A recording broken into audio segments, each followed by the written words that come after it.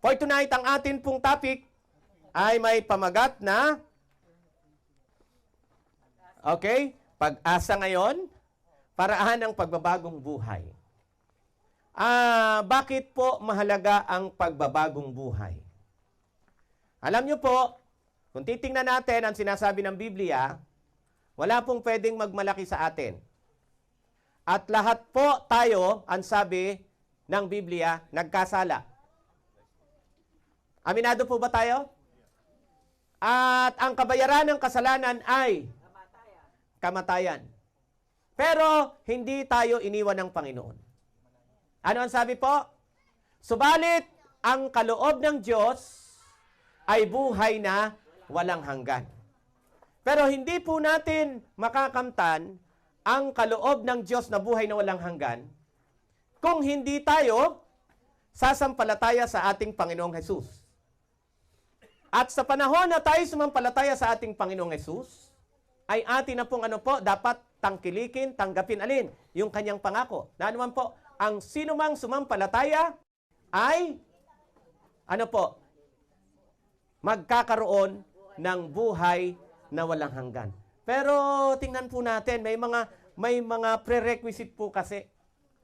Lalong-lalo na kung normal naman yung takbo ng buhay mo at hindi naman yung mga masasabi natin kakaibang pangyayari. Halimbawa, bininyagan ka pagkatapos o kaya gusto mo magpabinyag, hindi ka na inabot. Katulad halimbawa po ng magnanakaw sa krus. Naalala niyo po?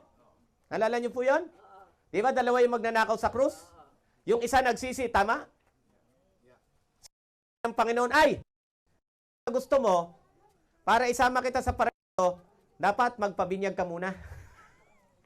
Hindi na sinabi. Bakit po? Pagkakataon. Pero sa mga hindi naman ang kaso ay it's a matter of life and death, kumbaga, yung wala ka naman sa bingid ng kamatayan, ay titingnan po natin, ano ba ang nire-required? Ano bang hinihiling ng banal na kasulatan? Kung papaano tayo, papaano natin ipapakita na ang ating pananampalataya ay tunay nga. At mga kapatid, ulitin ko, hindi po magbibigay ng kuro-kuro si Brother Richard. Bibigyan lang po natin ng paliwanag ang sinasabi ng banal na kasulatan. Sa ibang salita, ang atin pong pag-aaralan ngayon, paano umpisahan ang buhay muli, kasi ako nga, ewan ko lang, connected ako rito, mga kapatid. Kasi katulad ng nasabi ko sa inyo dati, noong mga nakaraan, tayo po ay nakaranas ng pamumuhay na talagang pamumuhay ng sanlibutan. Dati po tayong sugarol, dati rin po tayong nagnanakaw, makapagsugal lang. Alam nyo yun? Wala tayong pinatawad. Nakaw ng manok, kupit sa tindahan. Yan po ang ating dating pamumuhay. Pero papaano, sabi dito natin, uumpisahan muli ang ating buhay. Buhay na, sabi kasi ng Biblia, ang taong makalaman, ang gusto niyang laging gawin, ay mga bagay na laging kalaban ng Panginoon. Tama naman, di po ba? Kasi makalaman Pero, pag tayo po nagbabagong buhay sa tulong ng biyaya ng Panginoon, ay talagang ang nagagawa na natin sa tulong ng kanyang biyaya ay yung mga bagay na na makapagbibigay kaluwalhatian sa ating Panginoon. Pero ang tanong nga dyan ay papaano tayo mag-uumpisa? Kasi talagang sa maraming bagay, ang isa sa pinakamahirap ay yung pagpapasimula. Tama po ba? Maraming mga bagay, ang isa sa pinakamahirap ay ang pag-uumpisa.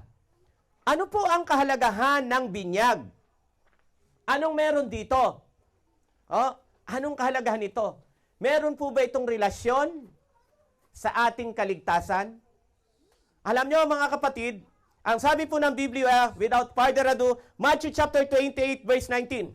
Dahil dito, ito yung panahon, mga kapatid, ito yung panahon ng ating Panginoong Kristo ay malapit ng hindi ho. Dumating na nga Napako na nga sa krus nabuhay na ngang mag-uli. Nung sinasabi ito ng ating Panginoon, ito yung tinatawag na malapit na siyang muling bumalik sa langit. Ito yung tinatawag na ascension or the ascension of Christ. Ang muling pag-akyat ni Kristo kung saan siya nagmula. As a Seventh-day Adventist Christian, naniniwala po tayo na nagkatawang tao si Kristo, pero bago siya nagkatawang tao, siya ay Diyos na umiiral mula pa ng walang hanggan. Naniniwala po ba kayo doon? Yun po ang sinasabi ng Biblia. At nung siya po ay matapos ang gawain sa lupang ito, nung siya'y muling aakyat sa langit, ang sabi niya po sa kanyang mga alagad, dahil dito, magsiyaon nga kayo. Ano yung dahil dito? Yung naunang talata dyan, sa 18, sabi niya, ibinigay na sa akin ng Ama ang lahat ng kapangyarihan. Okay? At dahil nga doon, sabi niya, magsiyaon kayo. At gawin ninyong alagad ang ilan? Ilan ang gusto? Lahat ng mga bansa na sila'y, tingnan niyo mga kapatid, ano ang sabi ng Panginoon? Na sila'y bautismuhan o sa atin pong layman's term, binyagan. Mas naintindihan natin yung binyag kaysa sa bautismo, no? Mas madaling intindihin yung binyag, ano? Na sila'y binyagan. Sa pangalan, sa Biblia, pag sinabing pangalan, hindi lang po yung sa pangalan ni Richard, kundi ito po ay may kinalaman sa authority, sa kapangyarihan. So, kanino daw po bibinyagan ang mga alagad? Sa pangalan ng Ama, Anak, at ng Espiritu Santo. Mga kaibigan, ulitin ko. Kailan uli sinabi ni Kristo ito, ng Panginoon Jesucristo, itong mga pananalitang ito? Doon sa panahon na malapit na siyang umakyat sa langit. Mga kapatid, ito ho. Ako masyado akong nakaka-relate dito. Kasi katulad nga po nitong aking ginagawa, madalas, natigil lang naman. Pare-pares naman siguro natigil yung mundo natin ng panahon ng COVID. Ano po? Pero nung hindi pa po nagkaka-COVID, mula 1990 hanggang 2019, bago yung mag-lockdown tayo dito sa Pilipinas, halos walang buwan na hindi ako umaalis sa bahay. At ganito po ang ating ginagawa. At syempre, dahil ako'y umaalis, ako'y may iiwanang mga mahal sa buhay. Alangang aalis na lang ako nang wala naman akong sasabihin man lang sa kanila bago ako umalis. Tama po ba? Nakaka-connect po ba kayo? At syempre, tuwing ako'y aalis, sa tingin nyo, ano ang sasabihin ko sa aking mga iiwanang mahal sa buhay? Alangan naman yung walang kwenta. Di ba? Kung may sasabihin man ako, bago ako umalis, yun ay ang mga bagay na mahalaga para sa akin. Tama o mali? Ha? Kahit na nauso na itong nagpaka-high-tech na itong ating ngayon, mundo, tingalis ako, hindi kaya ako nagbibilin, ay, bago ako umalis, i-live nyo naman ako, at habang ako umaalis, i-shout out nyo. Wala po akong ganun. Ang madalas kong pinagbibilin, mula nung maliit pa sila, ulitin ko po, hindi naman ako masyadong istriktong ama, pero yung typical na ama nung mga 1960s and 70s na ama na ko pa, laging bilin ko sa mga anak ko. Kahit wala ko, walang aalis ng paggabi. Kailangan kayong lahat nandito na sa bahay bago pa dumilim. Di ba yung matatanda noon bago mag-alas 6 rosaryo na? Namana ko po yun. Pagpapalaki ko ng ganun. Pero hindi ko naman pinagro-rosaryo. Di ba? Basta lang, pagpadilim na, walang aalis. Dito lang kayo. Typical lang sigurong ama na gustong proteksyohan yung mga anak. Tama po ba? Basta yun lang yun. Pag sa gabi, huwag masyadong magpupuyat, may mga pasok pa kayo bukas. Basta, tuwing aalis ako, pero ang pinakamahalagang, like kong sinasabi sa kanila, wala nang aalis ng gabi. Pag nasa bahay, sa bahay na. Kung may assignment, kailangang umalis, magpaalam. Alam nyo mga kapatid, di ko pinagmamalaki yung mga anak ko, ha? Kahit wala ako sa bahay, pag aalis sila ng medyo gabi na, magte-text yan, Papa, lalabas lang ako sandali, ha? Gagawa lang ako ng assignment. Ganon sila karespeto. Dahil alam nila na yung gagawin nila sobrang mahalaga sa akin. Tama po? Ilabas natin sa akin yung mga taong may mga kaya malapit ng mamatay. Sa tingin nyo, bago mamatayan, anong gagawin yan? Mag-iiwan na yan ng mga... At syempre, kung ano ang ipapalagay niya sa, ano ba, last willing testament. Oh, last will testament. Oh, ano ilalagay doon? Syempre, kung ano yung pinakamahalaga. Tama? Oh, eto ang ating Penso Kristo. Sa tingin nyo, paalis na lang, pabalik na lang kung saan siya nagmula. Kung walang kwenta itong bagay na ito, bakit halos yun pa ang mga huling pananalita na lumabas sa kanyang bibig? So sa madaling salita, itong bagay na ito ay napakahalaga sa ating Panginoon. Ano-ano yung mga binanggit niya? Ha? Humayo, gawing alagad ang ilan? At pagkatapos, sabi dito, sila'y? Oh. Sa tingin nyo, mahalaga sa Panginoon yung binyag? Natural. Kasi kung hindi, sana hindi na nabanggit. Ha? At ngayon, titingnan natin, bago umakit ang ating Penso Kristo sa langit, alam po natin na mismo ang ating Panginoon Kristo, ay nakaranas ng ganito. Ang sabi niya, sumagot si Jesus at sa kanya'y sinabi, katotohanang sinasabi ko sa inyo, maliban na ang tao'y maipanganak na mag-uli, ay hindi siya makakakita ng kaharian ng langit. Pero anak, may naano rito, parang may na-miss ka dito sa pag-edit mo. Wala yung nasa Mateo. Tingnan ko nga. Mukhang nawala dito. Oo nga, mukhang nawala rito. Oho, mukhang na ano yan. Tingnan. Oo, sige lang. Sige, eto. Ano na lang tayo, ibalik ko na lang. Sa Mateo, Kapitulo 3, wala lang dyan, anak. Sige na, okay lang. Sa Mateo Kapitulo 3, ay ito yung panahon na nagkita, matanong ko po kayo, no? Kilala niyo po si Juan Bautista? Di ba?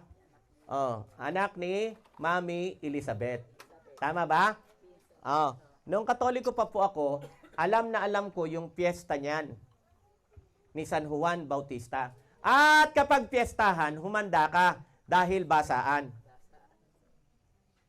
Nakakalala sa inyo? Anong buwan? June. Anong petsa? Yan, alam na alam. Hunyo 24. Fiesta yan ni San Juan. Tama? Oh. At pag may lugar na San Juan na pupuntahan ka, June 24, huwag kang mapipikon pag binasa ka. Until now, pati sa San Juan City, pati sa San Juan City, tradisyon yan sa San Juan. Pag pupunta ka June 24, mabasa ka, wala. Hindi papansinin ng pulis kung magreklamo ka. Kasi piyesta yan ni San Juan Bautista. Anyway, ba't ko ba binabanggit? Eto po. Nang ang ating Panginoon Jesucristo, mga kapatid, by the way, matanong ko nga, lalong-lalo na yung mga bisita. Matanong ko. Sino ang mas matanda sa Panginoon at kay Santo Juan? Hindi po, basic lang na. Si Santo Juan, tama. Sa tansya nyo, ilan ang tanda ni Santo Juan? Buwan araw? Oh, alam ni Kuya Dani, 30 na ng binyagan si Jesus eh. Eh si Juan, ilang taon nun?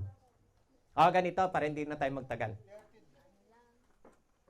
Nauna lang ng 6 na buwan si John the Baptist. 6 months siyang pinaglilihi ni Mami Elizabeth, dinalaw naman ng anghel si Mama Mary. At nung dalawin si Mama Mary, nagdalawang tao rin po siya. Dalang tao. Sa Lucas po yan, Luke chapter 1, Ngayon, eto, mga kapatid. Nung hawakan ni Mami Elizabeth, ang tiyan ni Mama Mary, pumintig. Sino? Nag-react. Si San Juan, doon sa tiyan ni Mami Elizabeth. At doon nabanggit ang isa sa pinakapamosong salita na isinasama natin sa rosaryo nung ako'y Katoliko pa. Anong sabi? Blessed thou art amongst women, and blessed is the fruit of thy womb, Jesus. Naalala niyo po yan? Particular kayo sa pananalitang yan? Eto na. Yun ang unang encounter ni Baby Jesus at ni Baby John. After that, wala na po silang encounter. Ayan. Eto na. Tapos, nung ipanganak sila, naalala nyo po, Dahil sa takot ng papalitang hari. Sino po? Sino yung mga nagpapatay? Sino yung nagpapatay na hari sa mga bata? 2 taon pababa? Haring ano? Herodes. Di ba nag-exile si Mama Mary, si Papa Joseph at si Baby Jesus papuntang Egypt. Tapos nun, wala na. Sumunod na record, 12 years old. Pagkatapos ng 12 years old, nawala na uli. At nung bumalik, eto na. Nung bumalik, pareho na silang 30 years old. Bago pa sila magkita in person ni John the Baptist, laging sinasabi ni Juan Bautista, yung nasa hulihan ko, una yun sa akin. Nasa hulihan ko siya, pero mas malaw na siyang nabubuhay kaysa sa akin. Yan yung nasa Juan 1:15. At nung lumalapit ang ating Jesucristo, for the first time nagkita sila in person, ano ang sabi ni Juan Bautista? Abay, nang sakristan pa po ako, laging kinakanta ito kasama ng misa. Kordero ng Diyos na nag-aalis, di ba? Ng mga kasalanan ng sanlibutan. Maawa ka sa amin. Hindi po tayo nagmimisa, ha? Yung mga nanonood po dyan. No, di ba? Sabi ng ating Jesucristo, ay sabi ni Juan Bautista, nung makita niya ang ating Jesucristo, narito ang sinasabi ko sa inyo, narito ang kordero ng Diyos na mag-aalis ng kasalanan ng sanlibutan. At nung lumapit ang Panginoon kay Juan, ay ano po? Magpapabinyag siya. Pero, ang sabi ni Juan, ito, balik muna natin dito ha. Ito na ha. Ano ang sinabi ni Juan? Ba't napunta doon uli? Yan na po ba yon? Ang sabi ni Juan, sandali. Puntahan nyo na lang po Mateo 3, 16 at 17. Sabi ni Juan Bautista, ay sandali lang, bakit ikaw ang magpapabinyag sa akin? Di ba dapat ikaw ang magbinyag sa akin? Sabi ni Juan ha. Sa madaling salita, gusto sanang kontrahin ni Juan Bautista ang kagustuhan ng Panginoon Jesucristo na binyagan siya ni Juan Bautista. Pero ano ang sagot? Ano ang sagot ni Juan Bautista, ni Kristo kay Juan Bautista? Huwag ka nang kumontra. Gawin mo sapagkat ito ay pagtupad sa katwiran ng Ama. Mga kapatid, no? Kaya ang sabi ng Panginoon, kung sa atin naman, huwag ka nang kumontra. Binyagan mo ako kasi ito ang rapat. Kaya nakita po natin, kung ang tanong, mahalaga ba ang binyag sa pananaw ng Diyos? Abay kung hindi, bakit ang ating Jesucristo ay nagpabinyag kung wala itong importansya o kahalagahan? Connected po ba, mga kaibigan? Ha? Sa madaling salita, ano ang sabi ng Panginoon? Sabi ng Panginoon, ayan na pala. Ngunit pagkasagot niya sa sinabi, payagan mo na ngayon. Bakit? Ganyan ang nararapat sa atin, ang pagganap. Ano daw po?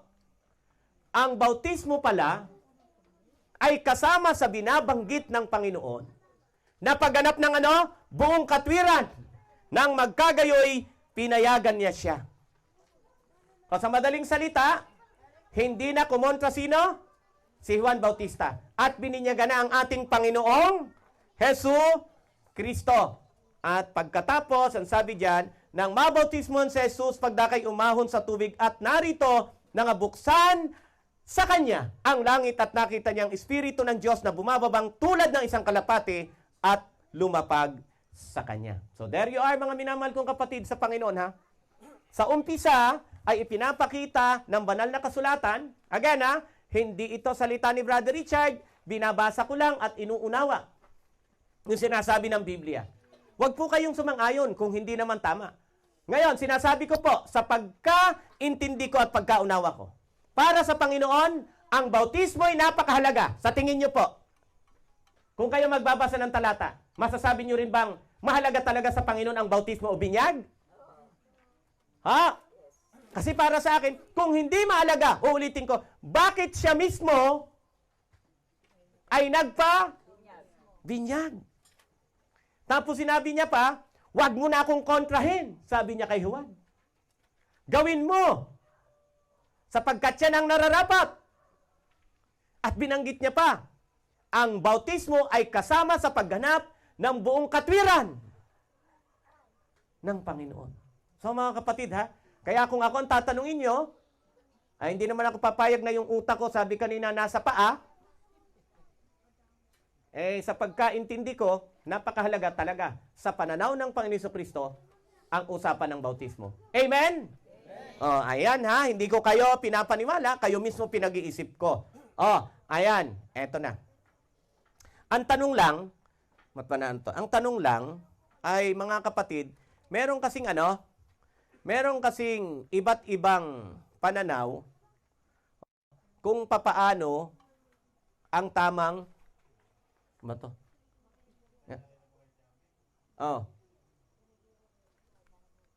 Nga. Ito. Yung mga pictures kanina, pakita nga muna. Ibalik mo nga doon yung mga pictures, may mga binibinyang mga bata. Ayan. Ngayon kasi, nagtatalo-talo, hindi lang sa importansya ng binyag, kundi kung papaano talaga yung tamang uri ng binyag. Kanina lang sa YouTube, nanonood ako, abay may pare, parang may water gun, yung laruan. Napanood nyo na yon? Napanood nyo? Viral yun eh. Water gun. Tapos, diba? Kung sino yung bibi niya, talagang, parang naglalaro lang. Okay po? Parang naglalaro lang. Meron din akong nakitang pare, may hawak na sanggol, inilublob sandali yung bata. Tapos, okay na. Meron naman, winiwisik. Meron naman, binubuhusan. Meron akong nabasa na merong isang pastor na magbibinyag, kaya lang sa dami ng bibinyagan at siya lang magbibinyag, kumontrata siya ng truck ng bombero at isang bombero. At sinabi niya sa bombero, pagkasabi kong, I baptize you in the name of the Father, and of the Son, and of the Holy Spirit, buksan ang gates at iwasiwas sa mga taong bibinyagan. Pinapila na lang mga kapatid. Ngayon, gusto nating tingnan sa banal na kasulatan, ano bang tamang uri ng kaparaanan o forma ng bautismo? Pwede na bang wisik? Pwede bang buhos? Pwede bang wasiwas? Titingnan natin. Kasi alam nyo po, ang binyag o yung tamang kaparaanan ng binyag ay meron po siyang spiritual meaning sa isang taong bibinyagan na dapat niyang maunawaan. Ha?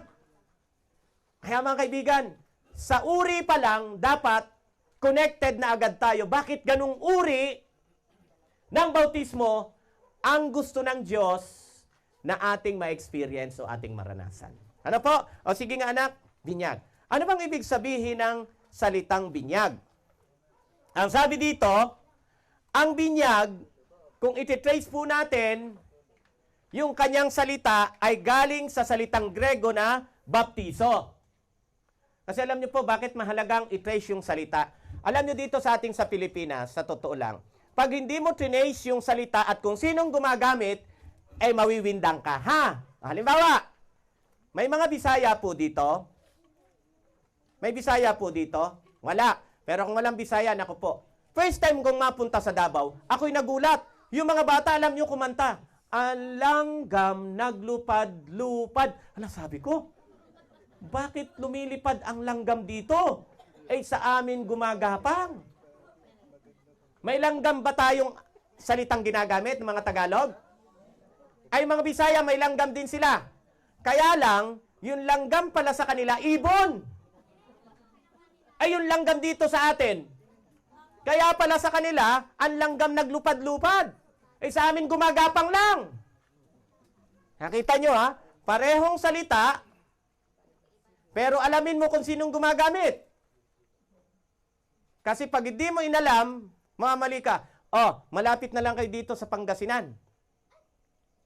Sa Pangasinan, alam nyo po, nung una akong mapunta, dalawang salita dyan, Ilocano at wag nyo pong, ito, lalo na yung term na yan, ha? Pag mga taga-bayambang, ang mga lasike, tawagin mong Panggalatok, okay lang sa kanila yan. Pero pag pumunta ka sa Dagupan, wag mong tatawaging Panggalatok ang mga taga-Dagupan. Sasamaan loob nila. Tawagin mo sila Pangasinense. Tama? Ano, mapunta po ako sa Malasike, Pangasinense talaga yung salita nila doon. Abay, bumili ba naman ako ng shampoo? Pabili! Anong bibilin mo? Shampoo. Sabi sa akin, tindera, wala. Eh, di umalis ako. Biglang tinawag uli ako ng tindera. Uy, ba't ka umalis? Sabi niyo wala. Nako, natawa yung hindi ka pala. Opo, Tagalog ako. Yun pala sa Pangasinan. Yung mga Pangasinense, no? Yung wala, meron. Oh, sino sa inyo yung ngayon yung alam? Now you know. Wala. Ay, yung wala sa kanila pala meron. Hamakin mo yan. Paano kung nag-usap yung Tagalog at Pangasinan? At hindi nila alamin, kanino bang salitang gagamitin natin para mas magkaintindihan tayo? Biro mo, kailan naging wala ang meron?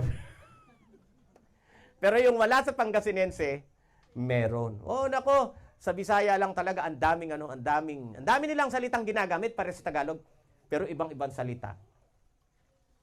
May joke nga nangyari, may Bisaya po, na-aksidente sa motor, naputulan ng buto, napunta sa orthopedic. Siyempre, yung doktor, Tagalog. Sabi ng doktor sa pasyente, kumusta naman ang iyong lagay? Sabi nung Bisayang na aksidente ka, bastos naman tong doktor na to. Buto ko naputol, lagay ko kinumusta.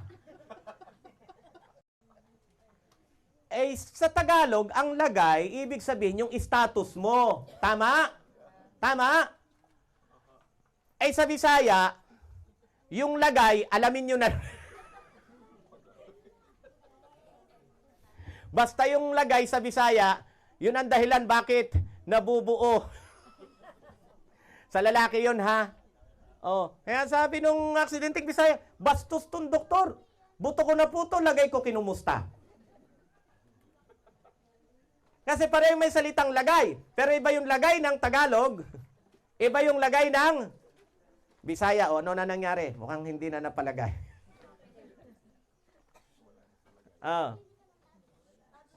Isa na lang. Kaya ako binabalik dito, ha? Para wala tayong... isa na lang. Sa Bisaya, ito ha, mga Cebuano, sa Bisaya, huwag kang mamamasyal at malilibang ka. Kasi pag namasyal ka sa Bisaya, bigla kang nalibang, hindi maganda yon. Bakit? Ibig sabihin, habang namamasyal ka, natatai ka. Yun yung libang sa kanila. Alam niyo yun? Samantalang sa atin dito sa Katagalugan, pag namasyal ka at nalibang ka, okay, tama. Pero sa mga Bisaya, nagsuroy-suroy ka, nalibang ka, hindi maganda. Kasi iisang salita, magkaibang tao nag-uusap, pag hindi nagkaintindihan, baka mag-away pa. Kaya ngayon Batanggenyo nga daw at Bicolano nag-away. Sabi ng Batanggenyo, Kulambo! Sabi naman ng Bicolano, sira! Sira! Kulambo! Sira! Sabi ng sinisiraan ito yung aking paninda. Ayun pala, yung sira ng Bicolano, hindi sira as in, kundi sira isda. So, bakit ko dinidiin? Baptiso! Ang salitang binyag ay galing sa salitang Grego na baptiso. Nanong ibig sabihin? Paglulubog. Ilubog, ilubog sa tubig. Do, minsan sa konteksto ng baptism sa Holy Spirit, depende na yan. Hindi naman ibig sabihin tubig, no? Pero kadalasan, o yung regular na ano niya po, meaning is immersion ulubog. Sige, para wala na pong masyadong pagtatalo. Eto, mga Tagalog naman tayo. Tagalog naman, ano ha? Eto, pag sinabi ko ba, halimbawa, yung salitang, naligo na ako. Mahirapan ba kayong intindihin? Pag sinabi kong naligo na ako, alangan itanong nyo pa, Brad, nung naligo ka, nabasa ka ba? Hello! Saan ka na nakita ng naligo na hindi nabasa? Wala ka nang pakialam kung nagsabon ako o nag-shampoo. Basta naligo ako, sure na nang naligo ako, nabasa ako. Nagkaintindihan po tayo?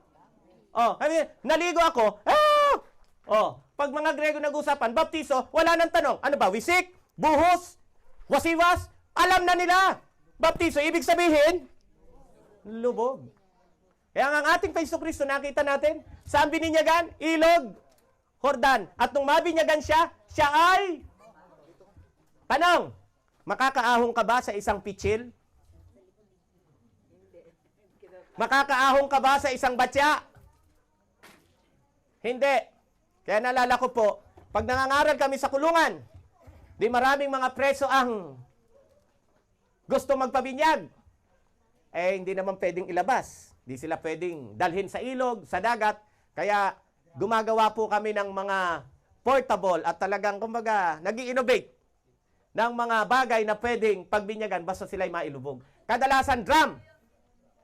At dahil marami, hindi bumababa sa 20 ang nagpapabinyag, nako mga kapatid, yung mga preso, karamihan ayaw pahuli. Bakit? Kasi sa umpisa, maliwanag ang tubig. Bago matapos, kulay Milo na. Di ba? Ang mahalaga, ano man ang kulay ng tubig, basta kasi dapat talagang mailubog. So mga kapatid ha, kaya kung ang tamang anyo, uuri ng pagbibinyag, hindi wisik, hindi buhos, hindi water gun, hindi bombero, kundi dapat mailubog. Sige anak, at least na. Kaya kita nyo po, nung mga unang kapanahunan, ng mga nangangaral na mga apostol sa iba't ibang lugar. Ito po, sa lugar po ito ng Pilipos. Tingnan nyo po. Baptistry po ang tawag dyan. Parang maliit na swimming pool. Tama po? Kung pwede na yung wisik at buhos, ba't pagagawa niyan? Ha? Kaya nakita po natin kung gaano kahalaga sa mga unang Kristiyano yung tamang kaparaanan ng pagbibinyag. Brother, kahit po sa mga simbahan po ng ating mga kapatid na Katoliko, may tinatawag din silang, balik nga doon anak, may tinatawag din silang baptistry. Okay? Ito, nang pinipersecute ang mga Kristiyano, nagtakbuhan sila sa mga kabundukan. Tingnan nyo po, kahit mahirap ukitin ang bato. Nakita nyo po yan? Kung pwede na lang yung buhos at wisik, bakit pa sila uukit? Mahirap kayang umukit ng ganyan. Tama po? Pero plus factor pa, kung yung tubig kukunin sa ilalim, iakyat mo dyan, hindi madali. Tama? Kung pwede na yung wisik-wisik at buhos, di na sana mag-e-effort na gumawa pa na ganyan. Kanina nakita natin pahaba, eto naman palalim. Regardless kung pahaba o palalim, ang mahalaga makikita natin na yung bibinyagan ay talagang dapat mailubog. Anak Justin, sige nga. Eto, nang hindi pa komunista ang nagahari at gobyerno ng Russia, ayan, hari-hari sila, monarchy din po sila. Si King Vladimir the Great. By the way, ano ang pangunahin o state religion ng mga Russian? Orthodox. Ayan. Katoliko rin po sila, pero hindi sila naniniwala sa Santo Papa. Ano ho? Na nasa Roma. Meron na. Greek Orthodox po sila. Ayan, obvious naman. Maging ang Greek Orthodox, nakita po natin, nung binyagan bawal pa kasi noon ang picture Ayan. Painting. Tama? Ayan. King Vladimir the Great ng Russia. Yan, ganyan po siya bininyagan. Sige na, anak. Ito, medyo rin lang ito. Hindi rin tamang 4th century African fresco of Jesus baptism. Hindi po hanggang dibdib. Talaga. po natin na talagang, buong katawan yan. Buong katawan. But anyway, painting lang din naman yan. At tingnan nyo po. Kailan lang daw po ba nauso yung mga wisik-wisik at buhos-buhos? At pati yung tingnan nyo, sabi dito. It was not until the Council of Ravenna in 1311. So, ibig sabihin, 13 taon ang nakalipas mula nang mangaral ang ating Panginoon Kristo, ay doon lang that is sprinkling. Ano ang sprinkling? Wisik-wisik. Pouring. Buhos-buhos. Were officially accepted as equally valid as immersion in the rites of baptism. Noon lang palang 1311. Saan? Sa konseho ng Ravenna. Alam nyo naman kung sino ang gumagawa niya mga konseho na yan. Yan po yung kinagis na nating pananampalataya. So noon pala, talagang ang binyag, walang question. Talagang lubog. Kaya lang, pinauso nung 14th century, 1311. Ayan na. Pwede ng buhos, pwede ng wisik, parehas na yan ng lubog. Anyway, sa kanila lang po yun. Ha? Hindi po tayo sumasang-ayon doon. Tama? Bakit po? Kasi mamaya titingnan natin kung ano ba ang spiritual meaning ng binyag, bakit kinakailangan talagang maisagawa na ito'y naka-lubog. Brother Justin. Sige nga. Anuin mo na. Kaya ayan, nasa titingnan sa mga Seventh-day Adventist, mga kapatid, kung walang swimming pool, pwedeng dagat, pwedeng ilog, may mga simbahan din po. Sa Hain meron, ano? May baptistry, ano? Sa Hain, doon sa labas. Ayan na. Yung mga walang-wala talaga, kulang sa budget, talagang naghahanap ng resort. Okay, makikiusap. Kung saan yung kapatid na, inflatable. Oo, yung mga, ano lang, parang swimming pool ng mga bata. Di ba? Ayan. Basta mahalaga, mailubog sila. Sige, Brother Justin. Ang sabi po dyan, isang Panginoon, isang pananampalataya, isang bautismo. Dapat iisang ano lang po, iisang kaparaanan. Sige, Brother Justin. Eto na. Bakit po mahalaga na maisagawa ang tamang ano? Ang tamang paraan. Kanina po, yung pinalampasan natin kaninang mga talata, yung usapan ni Kristo, ng ating Panginoon Kristo, at ni Nicodemo, na isang Pariseo. Ang sabi ni Nicodemo, paano ba ako magkakamit ng buhay na walang hanggan? Ang sabi ng Panginoon, maliban na ang tao'y maipanganak na maguli, hindi siya hindi siya makakapasok sa kaharian ng langit. Gustong makapasok sa kaharian ng langit ni Nicodemo. Na mali ang kanyang interpretation, sabi niya, pwede bang pumasok uli yung matanda na sa sinapupunan ng kanyang ina? Alam mga kapatid, ganun kung napakaliteral. Kung ang kaligtasan ay kinakailangang pumasok ka uli sa tiyan ng nanay mo, posible pa ba yon? Naku! Unang tanong, paano yung wala ng mga nanay? Kanino babalik? Makikinanay? Oy, pasensya na po kayo, gusto ko maligtas, pwede hubang buka ka muna, tapos ako'y papasok, sandali lang, iluwan nyo na lang uli ako. Kasi yun ang pagkaintindi ni, hindi po nagpapatawa, yun ang pagkaintindi ni Nicodemo. Pwede bang pumasok uli yung mata? Eto hindi po ako doktor at bobo ako sa... pero ang alam ko po, ang isang bata, kay cesarean man yan, kay natural ang delivery o normal, eto yan.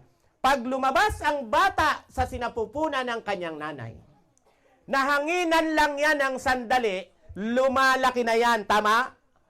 Tama, mali?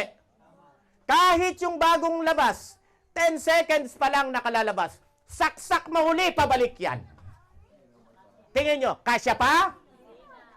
Lalo ba tayo? Karamihan na sa atin ngayon, mas malalaki pa nga. Kung hindi man pumantay, kadalasan, mas malalaki pa sa magulang. Tama? So, paano pa tayo ngayon yan kung ganun? Babalik tayo? At sa tingin nyo, gugustuhin nyo bumalik uli doon sa pinanggalingan nyo? Ew! Diba? Pero ang sabi ng Panginoon Kristo, hindi yon. Ang sabi ng Panginoon, kinakailangan ng tao'y maipanganak sa tubig at sa Espiritu. Ngayon, ano ang ibig sabihin ng kapanganakang Espiritu o kapanganakan sa Espiritu at sa tubig? Eto na po ngayon.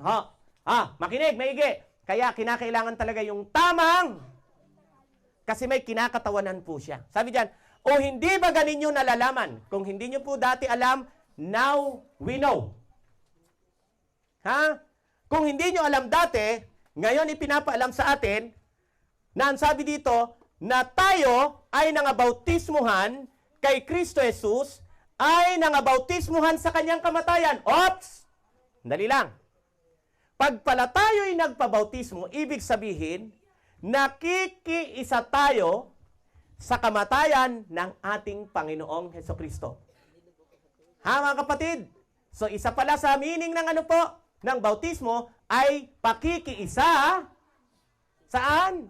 Sa kamatayan ng ating Panginoon Hesukristo. Connected? Nasusundan po ba? Ang sabi diyan, Pindot anak. Tayo nga'y nangalibing. Siyempre, eto ho. Namatay ba si Kristo? Namatay po ba? Kinakailangan din nating mamatay. Nung mamatay si Kristo, inilibing ba siya? So, kinakailangan ding mamatay tayo't mailibing. Kalakip. Nino? Ni Kristo sa pamamagitan ng bautismo. So, nakita nyo kung papaanong si Kristo, ang ating Kristo namatay, kinakailangan din nating maki-isa sa kanyang kamatayan. At hindi lang naman namatay ang ating Kristo, matapos siyang mamatay, ni-request pa nga na kunin yung kanyang bangkay.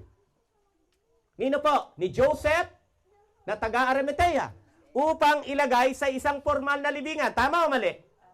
Oh, ganun din sa nakikilakip tayo saan? Sa kamatayan at paglilibing sa pamamagitan ng bautismo. At eto na. Oh, makinig ha.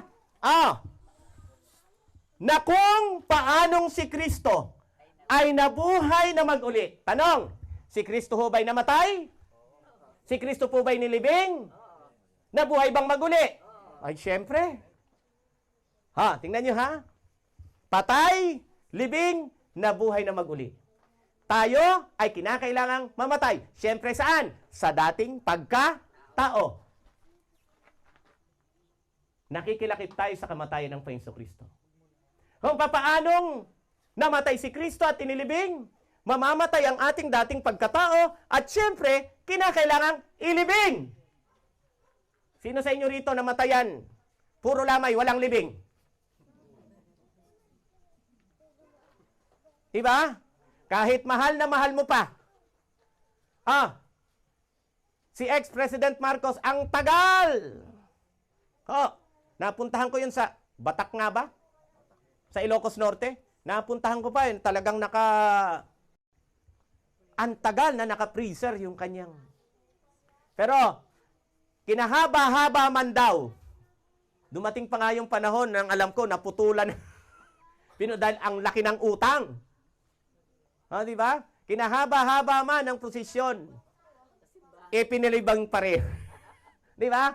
Ipinalibing pa rin kahit gaano siya kahalaga sa mata ng kanyang pamilya at mga supporters niya.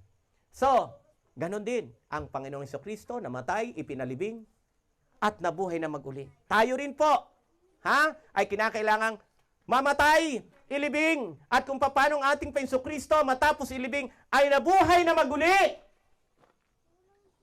Tayong mga mananampalataya, mabubuhay din sabi dito sa mga patay sa pamamagitan sa kaluwalhatian ng Ama, ay gayon din naman tayo makakalakad sa panibagong buhay. Anong ibig sabihin? Eto po, si Kristo namatay, kinakailangan natin makilakip sa kanyang kamatayan. Nung mamatay, ilibing, kinakailangan din nating ilibing ang ating dating mga pagkatao. So, mamatay ang dating pagkatao, ilibing ang dating pagkatao, at kung papaano ang Kristo ay nabuhay na mag-uli sa mga patay, tayo naman ang dapat mangyari sa atin pagkatapos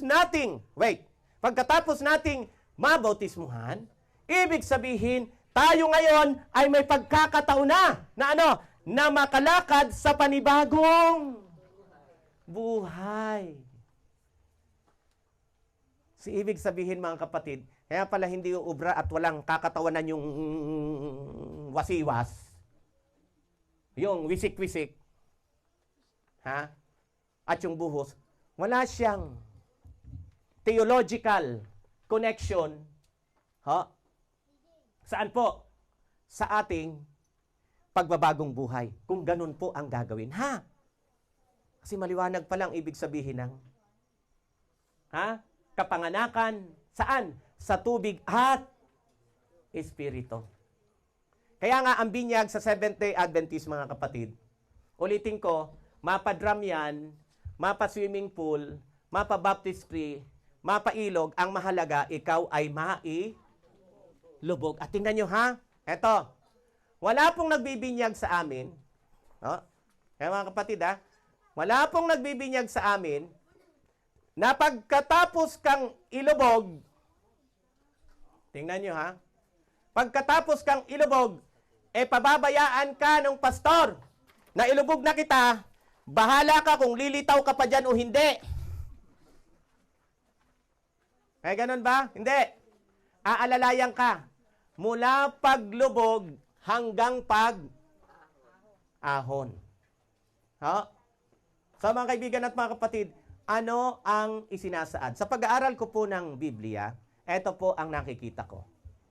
Magmula sa kamatayan ng iyong dating pagkatao, hanggang sa paglilibing ng iyong dating pagkatao, at hanggang sa pagpapanibagong buhay, tutulungan tayo at walang ibang tutulong sa atin kundi ang ating Panginoong Diyos. Amen, mga kapatid? Kasi hindi natin ito magagawa sa ating mga sarili. Ha? Kaya, anong ibig sabihin po ng binyag? Na yung tamang uri? Pakikilakip sa kamatayan ng Panginoon? Mamamatay tayo sa ating sarili? Paano ang Panginoon nilibing? Ililibing ang ating dating pagkatao. At kung paano ang Panginoon Kristo bumangon na maguli, ibig sabihin, matapos tayong mabautismuhan, may pagkakataon na tayo na lumakad sa panibagong uri ng pamumuhay. Pamumuhay na ayon sa kalooban ng Panginoon. Tama po? Kaya nung may isang kapatid, ito sa parting Bicol nangyari, palibasa na intindihan niya kung anong ibig sabihin ng bautismo. Aba, sabi niya sa pastor ang bibinyag sa kanya, Pastor, wag mong isasama ang aking dalawang kamay mamaya pagbinyag mo sa akin. Sabi ng pastor, bakit? Ay basta, kung isasama nyo, hindi na lang ako magpapabinyag. Kaysa hindi mabinyagan, pinagbigyan ng pastor. Kumuha tuloy ng alalay yung pastor. Sabi kapatid, alalayan mo nga habang siya ang aking binibinyagan. So dapat po, ang normal na hitsura, no? Anak, halika nga dito, Justin, sandali. Hindi naman, normally, sasabihin ng pastor, nakaganyan dapat yung bibinyagan, di ba? Nakaganyan yan, O kaya, yan, ganyan. Sige lang, ganyan, Tapos, yung pastor, aalalay lang yan ng ganyan, Ganyan lang dapat yan. Ang problema nga, dahil ayaw magpabinyag nang isasama yung dalawang kamay, pinaalalayan ng pastor, yung kapatid. So, sa halip na ganyan lang, nakataas yung dalawang hinaano na lang ng pastor at hinahawakan naman ng kapatid yung para hindi, sige na anak, salamat to, eto. Pinahirapan. Kaysa hindi mabinyagan, pinagbigyan ng ating pastor. Ngayon, nung sila na lang dalawa, excuse me lang po,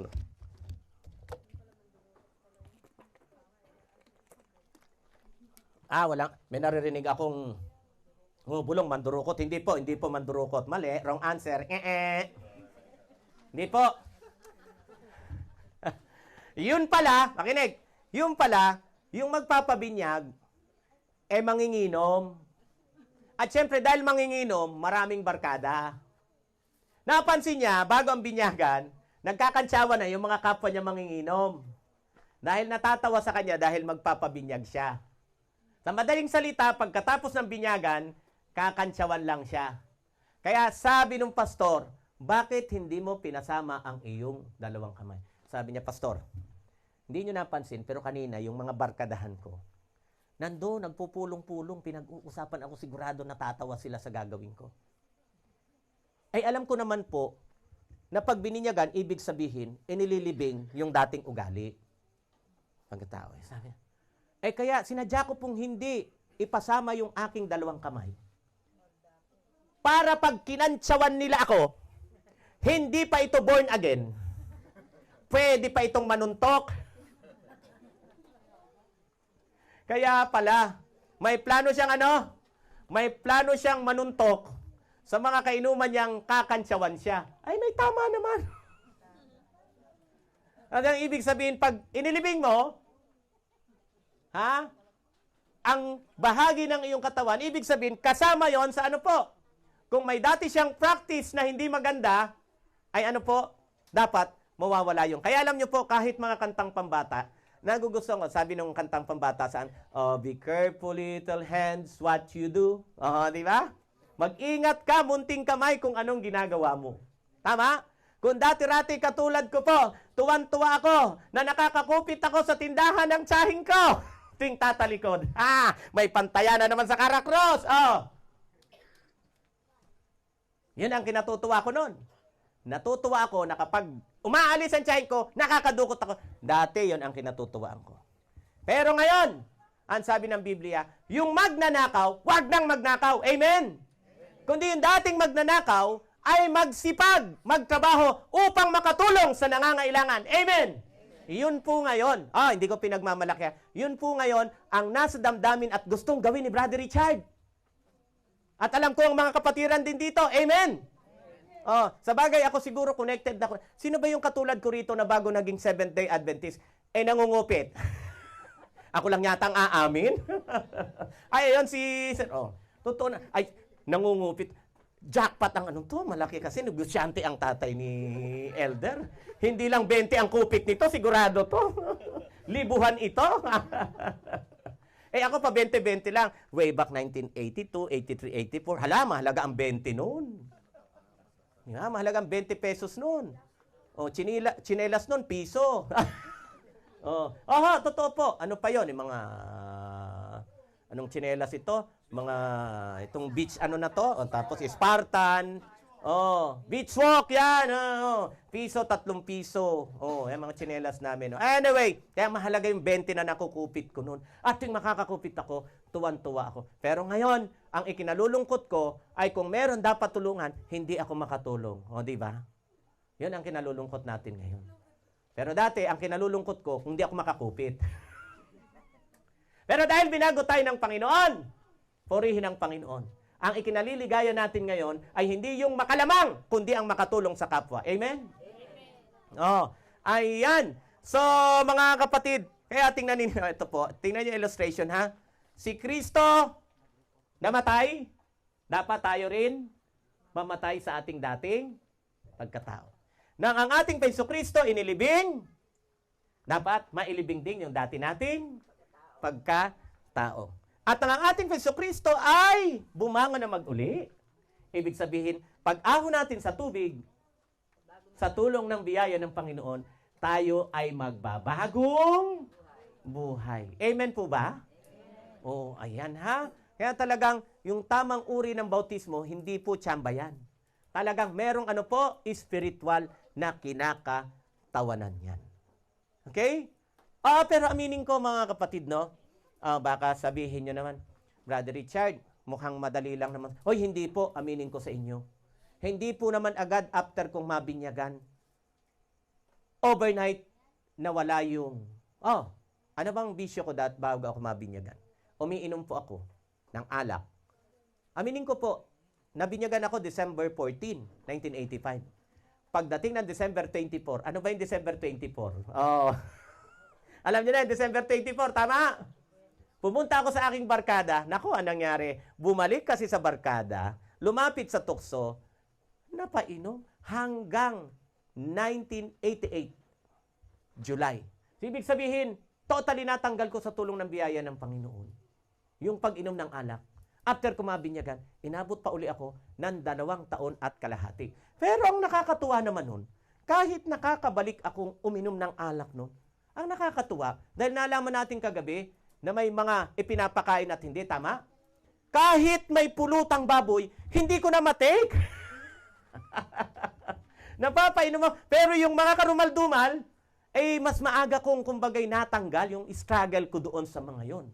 Yung sugal, matagal ko rin natanggal. Halos 2 taon din uli mahigit. Kasi Sabado noon, kami po, kung hindi nyo po alam, pagdating ng Sabado ng hapon, may tinatawag kaming AY program. Programa ng kabataan. Pero sa halip na nasa AY ako, wala po ako doon. Alam niyo po kung nasaan ako? Nasa tupada.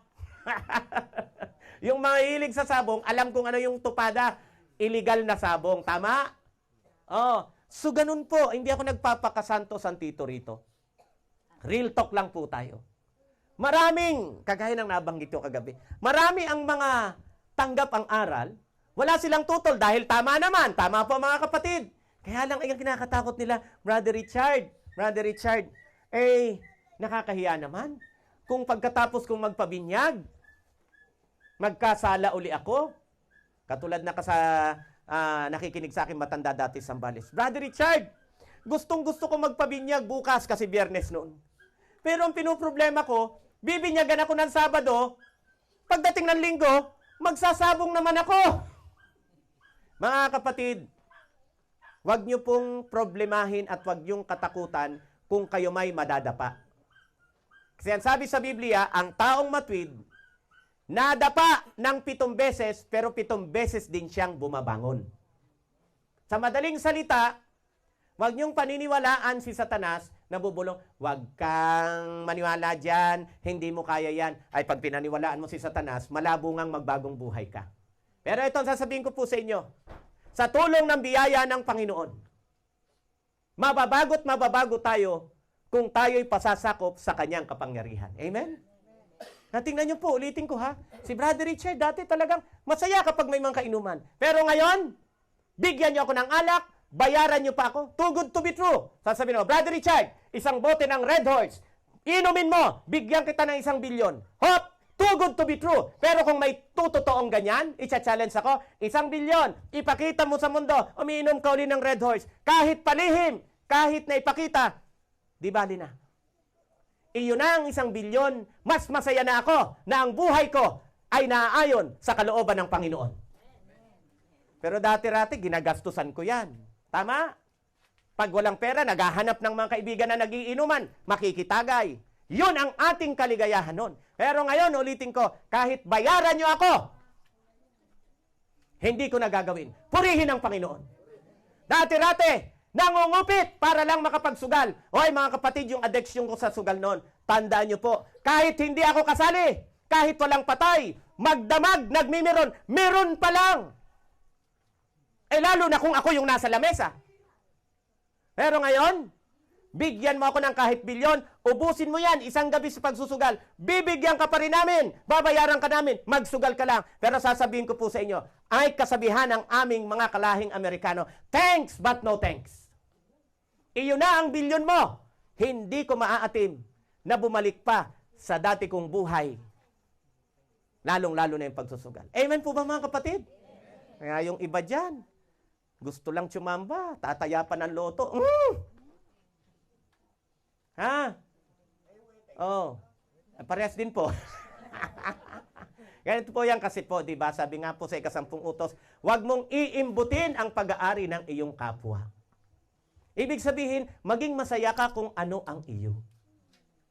Mas maganda na kung ano man ang mga bagay na iyo, sa tulong ng biyaya ng Panginoon, talagang pinagsikapan mo. Amen? Yung wala kang niloko. Yung wala kang napa. Samaan loob. Oh, sa tingin mo, ito. Maniwala kayo, tumataya rin po ako ng weteng. Dati.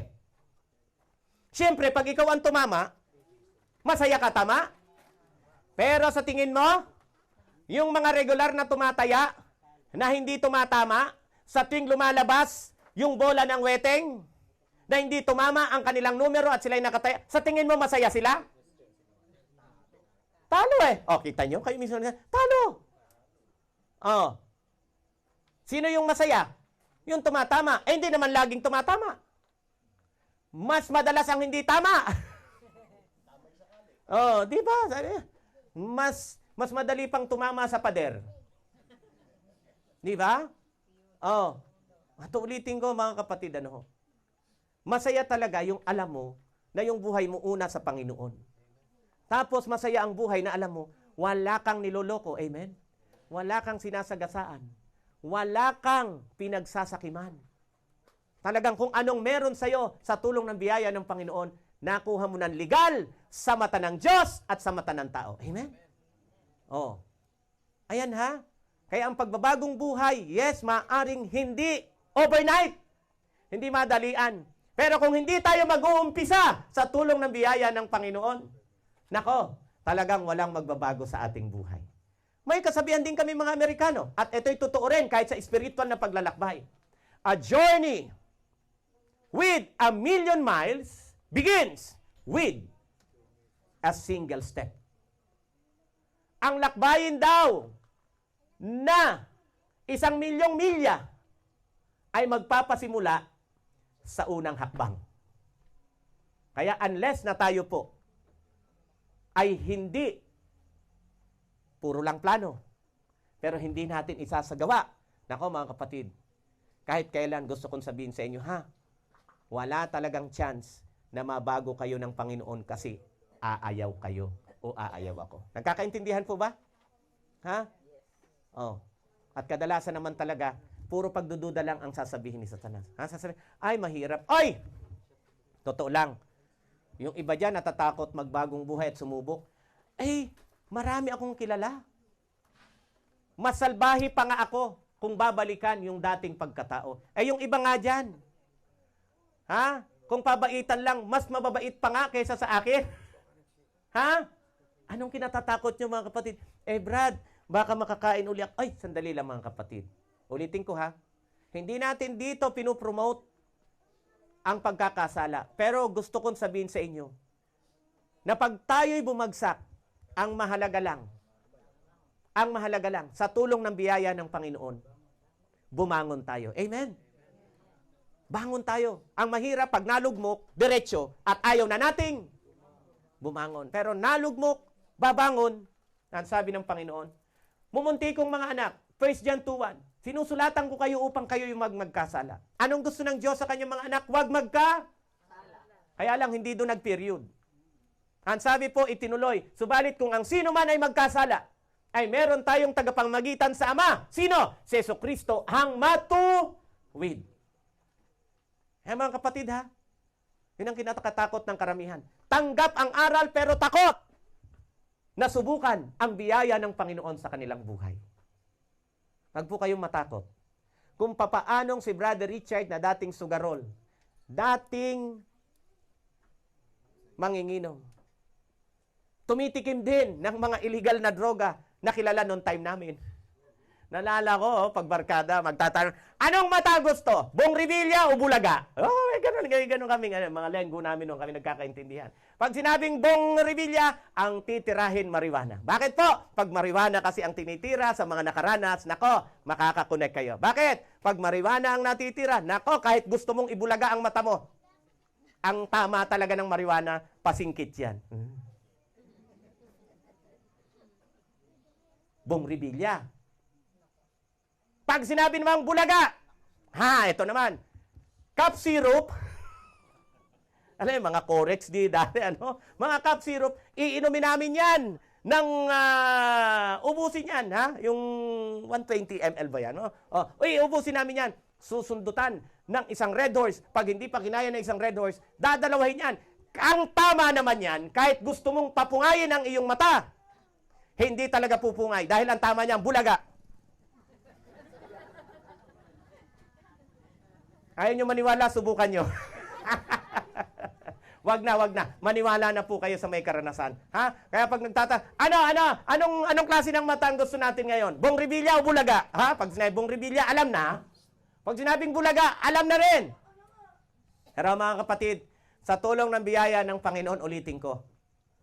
Bagamat meron ding konting kasiyahan na naranasan ako sa mga ganong pangyayari. Di ba? Sa totoo lang, di ba, may saya rin ay dinudulot. Tama po? Kaya lang, puro pansamantala. Samantalang ang kaligayahan ng buhay ay nasa Panginoon, hindi po pansamantala. Talagang mamamalagi ang kaligayahan sa buhay ng taong ang ginagawa ay kalooban ng Panginoon. Amen po ba mga kapatid? Praise God. Hallelujah.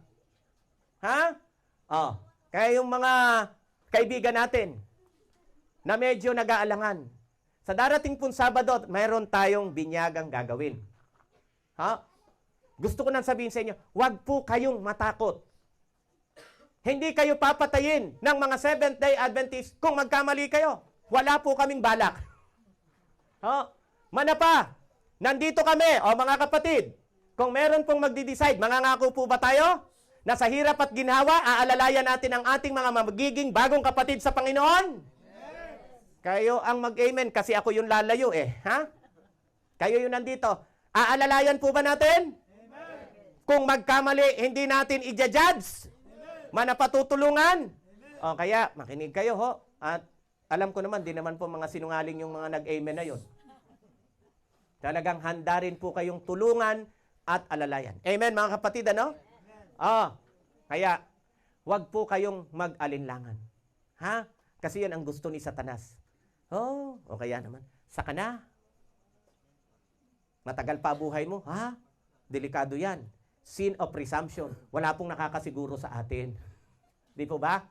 Kaya hanggat may panahon, ibigay mo na ang buhay mo sa Panginoon. Anyway, sa Sabado po yan. Pero bago tayo magtapos, meron po kami. Kasi ito, gusto kong i-ano lang ito. Sige na anak. Gusto ko lang ipaliwanag ito. Bakit kaming mga... tingnan nyo ha, sabi mo na rito, 2 Korinto 5:17. Ang sino mang na kay Kristo, siya'y ano? Bagong? Connected po ba tayo mga kapatid?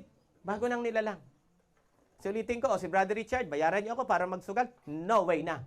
Dati, nangungupit pa. At sabi dito, dating bagay ay lipas na, sila'y pawang naging mga bago. Eto na. Tanong. Tatay Bensi, alalayan niyo. Tanong. Bakit ba hindi nagbibinyag ng bata ang mga Seventh-day Adventist ninyong mga kaibigan? Anak, Justin, kasi ganito po. Sige. Nawala ba yung picture ng... Ayan! Ito po. Nakita niyo po ito? Nakita niyo? Ang cute, di po ba? Picture ko po yan nung 8 months ako. 8 buwan ako na-picturean. Ayan. Ano na lang po yan? Ano ba yung pinicturean lang ulit tapos ang tawag doon? Hindi lang iniskan yung parang yung lumang picture, pipicturean tapos para maging, may tawag doon eh. Basta na yun. Yun na yun. Basta pinapanauli yung, hindi may tawag doon. Restoration ng tama. Ayan po. Pangit na kasi yung picture ko po nung 8 months ako. Kaya ito, maganda na, gumanda na uli. Kasi na-picture na uli ito, na-restored na po. So, ganyan po ako ka-cute nung ako'y 8 buwan. Bakit parang dudang-duda naman kayo? Malayo ba kami? Hindi po, kasi baby pa lang ako. Nilagyan ako ng nanay at tatay ko ng lens. Kaya medyo... Kasi... Meron na nun. Ayan na nga ako 8 months. Ayaw niyo maniwala? Sige nga po, hindi nga po talaga ako yan. Ang layo Bakit ko pinapakita yung bata? Ito po. Sa ibang samahan, anyway, hindi natin babanggitin, alam na natin kung nagbibinyag ng bata. Sa amin pong Seventh-day Adventist Christian at sa iba rin naman, to be fair, ay hindi rin sila nagbibinyag ng bata. Bakit po kami hindi nagbibinyag ng bata? Meron po kami tinatawag child dedication. Paghahandog ng bata. Pero sa totoo lang talaga, pag panahon ng child dedication, ang magulang ang pinagbibilinan. Tama? Kung papaano palalakihin ang mga anak na may takot sa Panginoon. Sige, bakit po hindi kami nagbibinyag ng bata? Kasi ang dapat binyagan ay dapat may mga ganitong criteria. Dapat may makita sa kanyang ganito para siya mabinyagan. Una, pindot. Magsisi. Ang sabi diyan, magsisi kayo at magbautismo ang bawat isa sa inyo. Sa pangalan ni Hesukristo, sa ikapagpapatawad ng inyong mga kasalanan. Tanong, balik mo nga uli doon sa picture ng bata. Yan, oo. Tanong, ito bang ganitong sanggol sa tingin nyo? Anong kasalanan ang pagsisisihan yan? Sa tingin nyo ba may ganyang bata? Nagtitinda na agad ng shabu? Sa tingin nyo ganitong bata, gagapang na ng asawa ng kapitbahay? Sa tingin nyo ganitong bata, hold-upper na? Ganitong bata, magnanakaw na? At ganitong bata, marites na? Tingin nyo kaya ng bata? Kaya ang tanong, anong pagsisisihan yan? Kaya kami po, hindi talaga magbibinyag ng bata. Katulad po ng sinabi ng talata kanina, dapat mailibing alin yung dating Ba't magbabagong buhay ang sanggol? Anong krimen na ba ang nagawa nito? Tama? Wala. Oh. So kaya, yun po ha. Sa madaling salita, ibig sabihin, kaya hindi po kami nagbibinyang ng bata kasi ang dapat mabinyagan ay meron ng ano po, taong may utak na marunong ng mag-distinguish ng tama at mali. Tama po ba mga kapatid? Ha? Hanggat wala yan. Pangalawa, ano nga natin ho? Magsisi. Pangalawa, ano pa yung hinihingi? Kinakailangan manampalataya. Basa. Ang sabi ganito, ang sumasampalataya at mabautismuhan ay maliligtas. Again, ang sumasampalataya at mabautismuhan ay maliligtas. Tanong, balik mo nga doon sa picture ng bata uli. Tingnan nyo. Sino ang matinong pastor, sino ang matinong pari, ministro, o layman na magba-Bible study sa bata? Alam mo baby, John 3:16. Alam mo yon? For God so loved the world. Nananampalataya ka? Sa tingin mo sasagot? Baka ihiang ka pa. Eto ngayon. Sabi ng lola ko, at ako'y naniniwala, sabi ng lola ko noon, Richard! Kung may unman kinahadukan si Satanas, mga bata na yun. Sabi niya, Richard, kung may kinatatakutan si Satanas, mga baby na yon, mga sanggol. Sabi ko, kay nano tabi? Bakit po, lola? Aba daw kayan mga bata. Mas kinano ang makaptan. Ang mga bata daw kasi, anuman ang kanilang mahawakan, isusubo. Kaya sabi niya, pag nahupol si Satanas, pag nahuli daw si Satanas, maski si Satanas, kakaunon. Kahit si Satanas kakainin. Tama o mali? Tama! Yung anak ng pastor ng kaibigan ko, dito po sa Negros Oriental, nakuha ang remote ng battery. Battery ng remote. Kinain ba naman? Yung tuloy, takbo sa ospital, mabuti, nailabas sa pamamagitan ng kayo, kahit anong gutom nyo, kakain kayo ng battery ng remote? Kahit sobrang gutom, kakain kayo? Battery ng remote? Sa tingin ko hindi, tama? Pero yung bata, dahil walang masyado pang alala ko po, yung mga anak ko, kapag tatapos, yung mga anak ko, una si Baba nun. Palibasa kami nga po'y napatira ng mga unang panahon ng aming pagsasama bilang may bahay o mag-asawa, ay napunta kami sa squatter area ng Project 7. Nalipat kami sa isang maliit na kwarto, linis-linis kami, gumagapang yung aking anak. Iisa pa lang yung anak namin noon, si Baba. Nung matapos kami maglinis, medyo gusto ko magpatanggal ng pagod. Sabi ko, Be, kiss mo nga ang papa. Mga 8 months siya noon. Si Baba, nung baby siya, yung kiss niya, hindi. Ang kiss niya, buong dila ilalabas. Ganon siya mag-kiss noon. Be, kiss nga ang papa. Aba, nung pag-kiss niya sa akin, napansin ko yung dila, bakit may mga itim-itim? Sabi ko, Be, tingin. Tuwan-tuwa naman siya. Patingin, naku, pagdukot ko mga kapatid. Alam niyo kung ano? Patay na ipis. Kinain, patay na ipis. 8 months siya. Tuwan-tuwa pa. Sabi niya pa. Pero ngayon, may utak na. Makakita lang ng gumagapang na ipis. Lumilipad. Yun, sigaw akala, minsan narinig ko sa bahay, ano nangyayari sa'yo? Ipis! Ay, ipis lang nung baby ka. Kinakain mo pa. Sabi, bakit may nalalahin? Pero nung bata, tuwan-tuwa pa. Ay, konak, sabi mo pa sa akin, wag mo na ipaalala pa! Wag mo na ipaalala! Tama ba?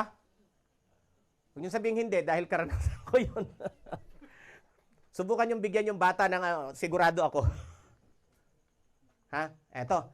Hindi lang si Baba, si Dongdong. By the way, bukas papakita ko yung mga pictures nila. Itong malala. Si Dongdong naman. Hindi po kami nung mga babies yung aming mga anak, hindi po kami nagpakain ng Cerelac, Lactum, hindi. Pagpasok ng 4 na buwan, sinasanay na namin sila ng kamote. Kaya nilagang kamote, nilagang kalabasa, kaya sayote. Kaya yung Lactum, Cerelac, hindi po kumita sa amin. Kahit yung mga gatas, wala. Talagang breastfeed at puro natural na ano po. Eto na. Doon pa rin sa Project 7, kaya lang ibang bahay kami, nasa silong kami, at yung ilaw nun, bumbilya. Yung sinag ng bumbilya, nakaka-relate yung yung sinag ng bumbilya, kulay yellow, tama po ba? So, si Dongdong, nung baby siya, lagi talagang hubad dyan maghapon. Lagi talagang hubad.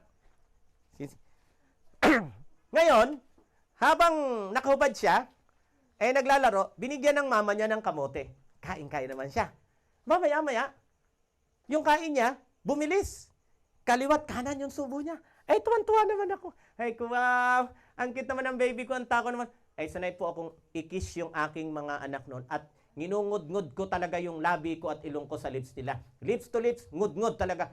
Nginod-ngud ko ngayon yung aking ilong at lips sa lips ni Dongdong. Nung pag-ngud-ngud ko, sandali lang anak. Bakit parang inaamoy? Tingin ko yung kamay, be. Sabi niya. Yung kabila, be. Nako, mga kapatid. Yung kabila, kalabasa. Yung kabila, pasensya na, tain niya na pala. At sayang-saya na kinakaing magkasabay ang kalabasa at tain niya. Pag kinikwento ko ngayon yan, dirin-diri si Dongdong. Wah, sabi ko, dirin-diri ka nung baby ka, tuwan-tuwa ka pa. Sabi mo pa. Tanong, sino sa inyo rito, kahit sobrang gutom, kakain ng pupo nyo? Pero bakit yung bata? Bakit? Wala pang? Di ba? Kaya kami sa Seventh-day Adventist Christian, mga kaibigan, mga kapatid, hindi po kayo nagbibinyag ng bata. Bakit po? Yung pangunahing dalawang criteria sa isang taong bibinyagan, hindi mo makikita sa mga bata. Una, dapat na ipagsisisihan. Tama? Wala silang kahit anong krimen na nagawa pa sa kanilang buhay. Pangalawa, paano sila mananampalataya? Wala pa ngang naiintindihan. Kaya yan, mga minamahal kong kapatid sa Panginoon, at sa aming mga bisita rito. Now we know, pinipresent po namin nang wala pong itinatagong anumang pagnanais na kayo'y lokohin. Ito pong aming ipinipresent dito, mga kaibigan at mga kapatid, ay bunga ng bunga ng aming pagmamahal at pagmamalasakit sa inyo. Tingko po, binyag, paraan ng pagbabagong buhay sa tulong ng biyaya ng Panginoon. Amen? Naranasan ng ating Panginoon Jesucristo, at kung ito'y isang napakahalagang karanasan sa buhay ng ating Jesucristo, ay dapat, bilang mga nag-aangkin, na gusto nating maging tagasunod at susunod sa Panginoon, dapat kung ano yung practice ng ating Panginoon, ay dapat naisin din natin sa tulong ng kanyang biyaya na yun ay makita sa ating mga buhay. Amen po ba?